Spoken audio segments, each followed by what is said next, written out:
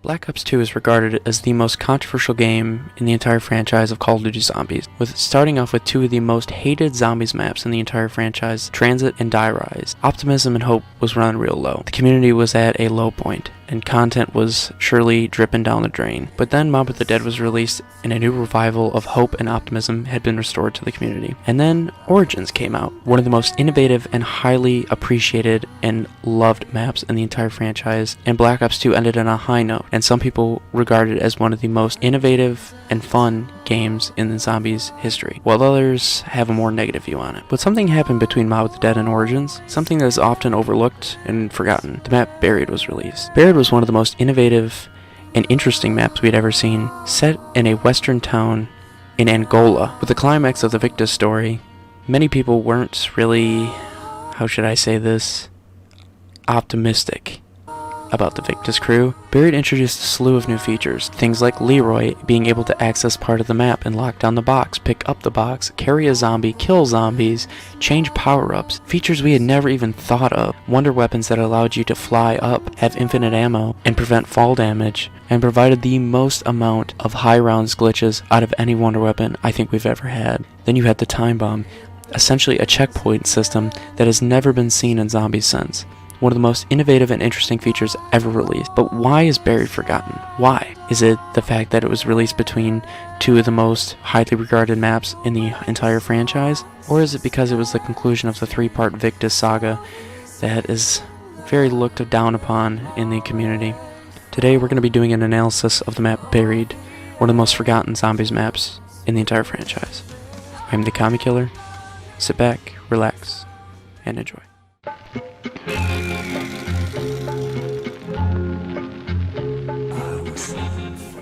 Once loading into Buried, you start on what looks like the remains of an old mine of some sort. After going through maybe a couple rounds, you jump down into this cave that slides you down into the beginning of the true part of Buried. Here you are surrounded by the walls of an abandoned western town. It's quiet. You begin to hear the hymns of a old western tune, and you begin to explore. Right off the bat, you find a large, giant humanoid, something we had never seen in zombies and something we really haven't seen since. See, that's the thing about Buried, is there's a lot of features in this map that we've saw and that were honestly amazing, and we haven't seen them since. So after letting Leroy loose from his cage, you have the option to give him a bottle of booze. Giving him this bottle of booze will allow him to bust down the barricade that's in front of him, now allowing you to find more bottles of booze in the saloon or back in his cage to use him to open new areas. Things like the weapons store. The weapons store provides a lot of new things. It allows you to find a selection of chalk drawings on the wall that look like wall buys. Well, they aren't wall buys, well, not yet. When you walk up to them, it gives you a new item. It gives you a piece of chalk in the bottom part of your screen. You can use this chalk to go up to certain question marks around the map and build whatever wall buy you want out of the ones that are available. This honestly was an amazing feature, and I wish this would return. Being able to build some of the greatest wall buys ever, the AN-94, the SVU, the PDW, the AK-74U, the Galvanuckle, it was amazing. It was a great way to customize your playthrough. It was a perfect way to get set up pretty quick with a good gun. You could just simply find another another bottle of booze within the first 2-3 rounds of the map, and just open the gunsmith or the weapon store and pick up a chalk drawing and just draw it wherever, and boom, AN-94 instantly. Great feature. I wish this would have returned. So continuing around the map, you open the door to a candy store, which also houses your power switch. When entering, you find a bowl of candy that you can also give to Leroy. Now here's where more of Leroy's peculiar and interesting features come into play. If you give Leroy the candy around certain objects, he will do certain tasks. If you give it to him near the box, he'll hit the box and prevent the box from moving and prevent you from getting the teddy bear. If you give it to him in a box location where the box is not present, he will run around the map and find the box and bring it to you. Another feature that Leroy has is that if you walk up to buildable stations, table, he will find the parts for any buildable around the map and build it there. If you already have a buildable started building there, he will find the rest of the parts to complete it. This is honestly one of the most helpful features in this map because there's so many buildables, and I still to this day do not know what half the parts go to. I know how to build the trample steam and the turbine, that's about it. Don't know how to build the subsurface resonator, don't know how to build the hat chopper. This map has 2 recurring buildables from previous maps. We have the trample steam and the turbine. Nothing too crazy, things we've seen. And then you have 2 new buildables, the head chopper and the subsurface resonator, also known as the dubstep machine. These buildables make strategies like camping in the Juggernog hallway or camping in the saloon viable. Just place them down and boom. The subsurface resonator, when placed down, needs the turbine to be activated, and when activated will shoot out a loud blast of whatever the fuck and just shred zombies. The head chopper acts as almost like a giant axe.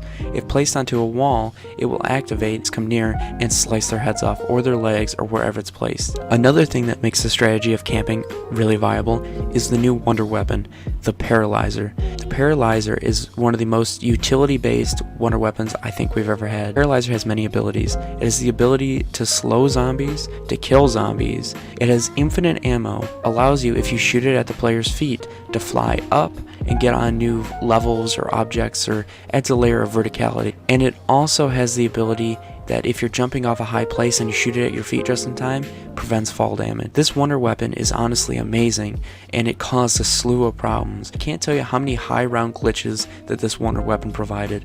Whether it was being able to get up on top of the witch's house tree and having zombies pile up below you, or getting on top of the bank and just sitting there pressing your trigger over and over again so you didn't overheat the weapon and getting to ridiculously high rounds because the zombies couldn't get anywhere near you. This weapon provided the ultimate strategy for new players to finally get to high rounds.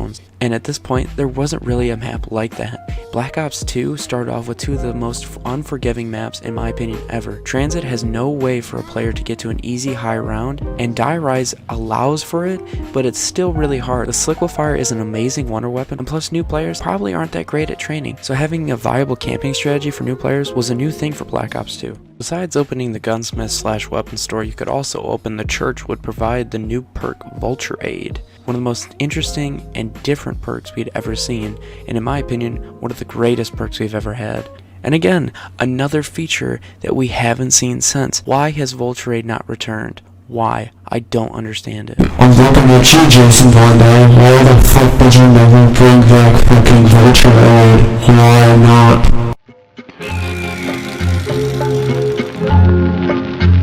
I was looking for redemption. I was looking for a sign. I was searching for Vulture Aid Elixir. In my opinion, one of the greatest perks we've ever seen, and it's honestly a damn shame that we haven't seen it return since. This perk gave you the eyes of essentially, I guess, a vulture, and allowed you to see things around the map through walls, seeing perk machines, the box location, and also allowed you to pick up little things off the ground, little packets, gold glowing packets that give you points and ammo for your gun. Although these packets didn't provide much, it still was a decent amount, and it did build up over time. This perk also aided in the camping strategies of this map, especially on top of the bank. Sitting there and just killing those zombies, they would drop packets upon packets that would allow you to cool down your paralyzer even faster and gain points if you needed to pack a punch or buy perks again. This perk also did something really interesting. If you killed a zombie that was glowing green that you would be able to see with your Vulture Aid perk and stood in the gas that it left behind, you would become almost invisible to the zombies.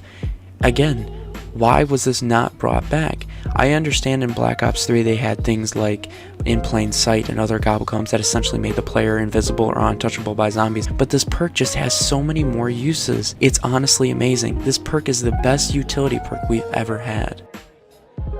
Let's move on to the Witch's House. So the new Witch's House and Witch Boss was a very interesting new aspect of the map that contained plethora of lore and was based in folktale legend. Upon entering, a player or players would start with essentially a boss round. You would make your way through the house killing these witches, these pale, dressed in black widows who would attack you, and every time they hit you they would steal 2,000 points. Yes, that's right, 2,000 points. If you finally emerged from the witch's house and killed the last few witches, she would grant you a free perk. But not only that, you would now have access to the witch's maze. The witch's maze also contained the location for Pack-a-Punch. So it was really key that when you went through that witch's house that you didn't get hit, because if you had 10k points, 5k points, walking through that witch's house, you could lose all your Pack-a-Punch money, and there would have been no point of going through there. The witch's maze location is probably one of the most interesting things that has ever been incorporated into a zombies map. It was a constant, ever-changing maze that every time you went through it, new doors would open and close that would provide a new pathway to Pack-a-Punch. Sometimes it got really frustrating, especially in high rounds. If you needed a Pack-a-Punch, you could get cornered there real easily. The Pack-a-Punch area also provided another camping strategy. It was a small room with one door and one window. Sitting there with a paralyzer or a group of your friends, you could sit there for rounds upon rounds upon rounds and absolutely just shred zombies and get to high rounds. Now, talking about a third camping strategy, we'll get back to that in a moment, because we're starting to see a trend here. So beyond all the features I've talked about, let's talk about the box one more time. Let's touch on that again. The box provided a slew of new weapons and a new equipment. You have the Remington New Model Army Revolver. Honestly, probably one of my favorite weapons ever added to zombies. Just one of the most badass things. Picking that thing out of the box and twirling it in your hand was just amazing. And Pack-a-Punched into the Sassafras, it was a truly deadly weapon. Another weapon that was added into the game, not just in Buried, but all previous and future maps, was the Ray Gun Mark II, an upgrade from the original Ray Gun that provided a 3-round burst shot and provided more ammo. Honestly, I think this is probably the coolest thing that Treyarch had ever added into a game. Providing a wonder weapon that was available on all maps in the game is honestly one of the best ideas ever, and I don't understand why we haven't had more things like that. You also had the Time Bomb. The Time Bomb was an equipment that once picked up from the box would replace Monkey Bomb, so you couldn't have them both at once. When placing the Time Bomb, you would essentially create a checkpoint on that round, whatever round you placed it on, and the point in the round you placed it on. So if in the future you got into a sticky situation, went down and wanted your guns and perks back, all you had to do was click that little stopwatch in your hand and it would take you back to that previous round. You had to be really careful with the Time Bomb and made sure that you constantly updated your placement on it, because if you were on round, say 100, and you clicked it and you placed it on round 1, you're going back to round 1. So you really had to be careful when you place the Time Bomb. So this checkpoint system that the Time Bomb provided was honestly great and really helpful. So now that we've mentioned all of Buried's main gameplay features and gone over all the new things that it provided, let's stop to talk about something that I've mentioned that has been a recurring theme: camping strategies and things being a little too easy. And let's start to analyze why this map is forgotten and dive a little bit deeper into that question.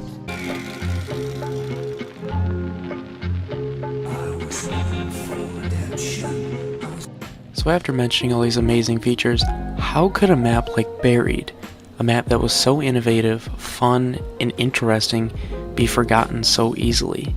It just doesn't make sense. Well, the answer is quite simple. And no, it's not because it was released between two of the greatest maps of all time. That's just stupid. And no, it's not because it's a Victus map. Sure, it was the conclusion of the Victus saga, but it was rewarding and the end Easter egg was actually fun. So then what is it? It's not the fact that it was released between Mob of the Dead and Origins, and it's not the fact that it was the conclusion of Victus. Why is Buried forgotten? Well, the simple answer is, it's just too easy. See, the map provides you with all these crutches and all these backups, that it doesn't really provide a challenge. People say that Mob of the Dead is an amazing map and it's very good for new players and it's a very relaxed map, but it's cramped, it's got Brutus, and it just has its negatives that harm the player. Origins has the Panzer, the mud, the fog, you name it. It's got so many. But Buried doesn't have that. Sure, the witches are a pain in the ass, but other than that, there's nothing. There's nothing that is negative for the player.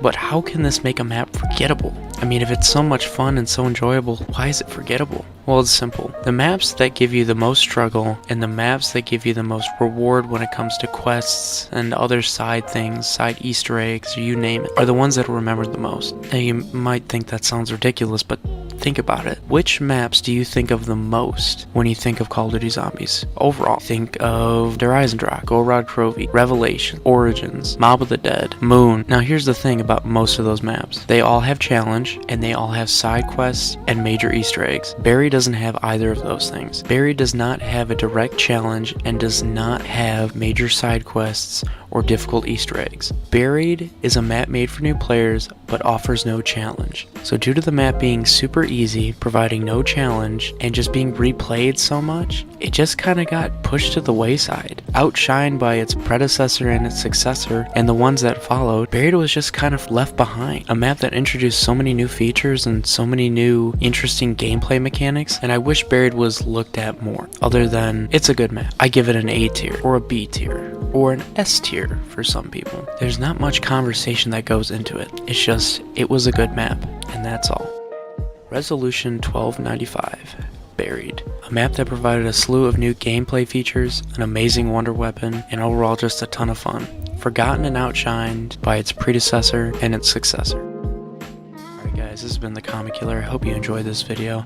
I worked kind of hard on it, and I hope it actually gets some views and attention, because I'm trying to put some effort into YouTube, but you know, when you put out a video and you work hard, or I thought I worked hard, and no one seems to really care or give it a view or whatever, it's a little discouraging, but I'm trying to do my best. So I hope you guys enjoyed. Leave a like, subscribe, do all that good stuff. Check out the links in the description for any music, gameplay, links from anyone I might have borrowed gameplay from, or just check the description. Alright guys, this has been The Comic Killer. I hope you have a great day, and peace.